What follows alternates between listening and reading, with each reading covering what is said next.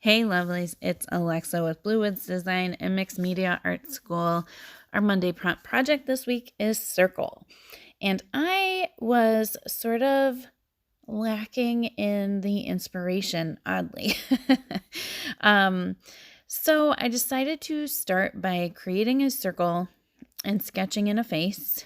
And I did a profile, and I kind of thought, wouldn't it be fun to kind of have it zoomed way in?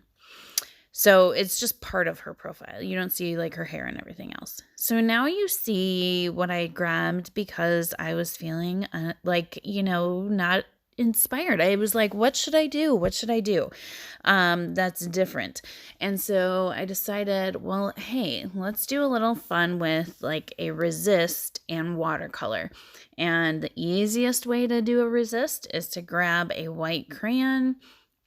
And I happen to have two sizes, just because I have kids and we've got a ton on hand.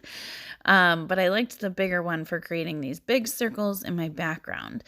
But again, like I said, I kind of was stumped. And then once I picked an idea of like, all right, I'm going to draw these circles with my white crayon, and then I'm going to watercolor over top.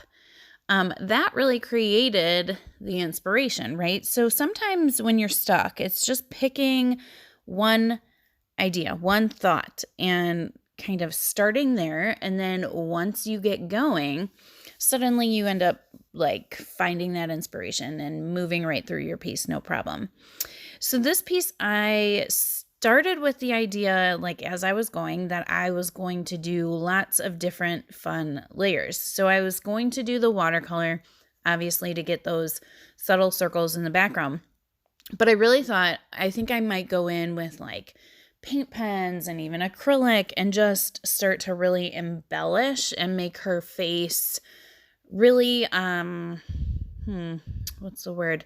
I guess I was thinking like really colorful and almost abstract and vivid. And what's funny is as I got creating with the watercolors, it just felt really nice how soft she was.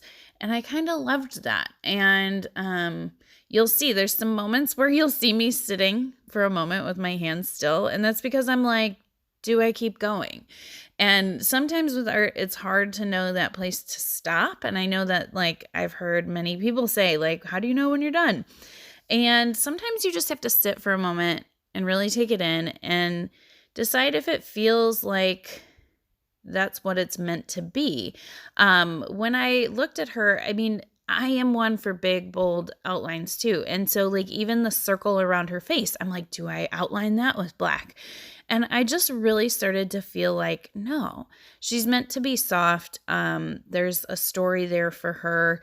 And for some reason, I just was drawn to leaving it very soft. I do go in with a micron brush pen and add really, I mean, for me, really subtle black lines. I know for some people it's like outlining anything feels very bold, but you'll see I do it very sketchy and light because, again, I wanted to keep that feel. And I will tell you again at the end, once I decided, okay, I'm not going to add more paint or layers or whatever, I kept thinking, do I need to have like I had my circle punch and I was going to try to find a word or something in a book and maybe put that in the circle to sort of tell her story. But every time I was like finding a word and then setting down the circle, I just was not loving it. And I was like, I think this one is left up to her to tell her story, right? Like I decided sometimes you can omit the words, you can omit the big, bold color choices, you can omit the heavy black outlines. So it was kind of a really fun, ended up being really a cool exercise for myself because it was in choosing the less, choosing to do less, to let it speak for itself, which I really loved. And in the meantime, it also has some really fun circles. And of course, for the background, I did like the rainbow, gorgeous little rainbow watercolor going up. I just wanted something different for her background. And then I was like, well, it's perfect. It's Pride Month. Like, I'm an artist. I love rainbows. So it just felt very, like, really pretty to kind of frame her in there. And again, I don't know, maybe that's part of her story as well. I'm not sure, but I'll leave it up to you guys. Let me know what you think. We do have a second piece of inspiration for you this week, and that is from resident artist Michelle, and I will link below her video so you can check it out.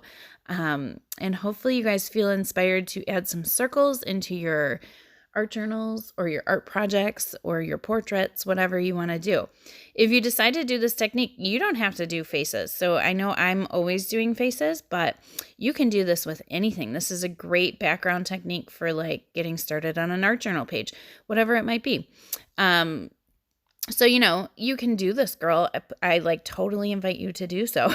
But also, it's really just kind of the idea of using the white crayon and some watercolors and seeing what you come up with for a fun little background.